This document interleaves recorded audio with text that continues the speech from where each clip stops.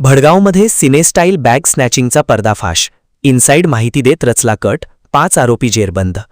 जळगाव जिल्ह्यातील भडगावमध्ये भारत फायनान्स कंपनीची 51,000 रुपये रोख रक्कम असलेली बॅग हिसकावण्यासाठी आरोपींनी सिनेस्टाईल कट रचल्याचे तपासात उघड झाले आहे.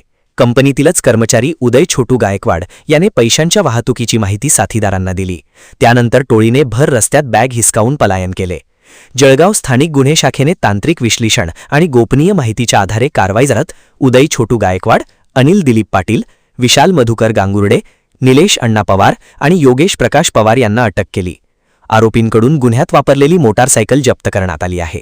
या गुन्ह्यातील सागर हिम्मत पाटील आणि हर्षल चांगदेव अहिरे हे दोघे अद्याप फरार असून त्यांचा पोलीस शोध घेत आहेत. पुढील तपास भडगाव पोलीस करत आहेत. स्टार वन महाराष्ट्र न्यूजसाठी इरफान पठाण. स्टेशनमध्ये एक बॅग चोरीचा गुन्हा दाखल झाला होता 10 तारखेला. त्याच्यामध्ये यश हिरामण भटकर याची बॅग थेफ्ट म्हणजे आता हा दरोडाच आहे ॲक्च्युली. याच्यामध्ये 5 आरोपींना आपण अटक केलेला आहे.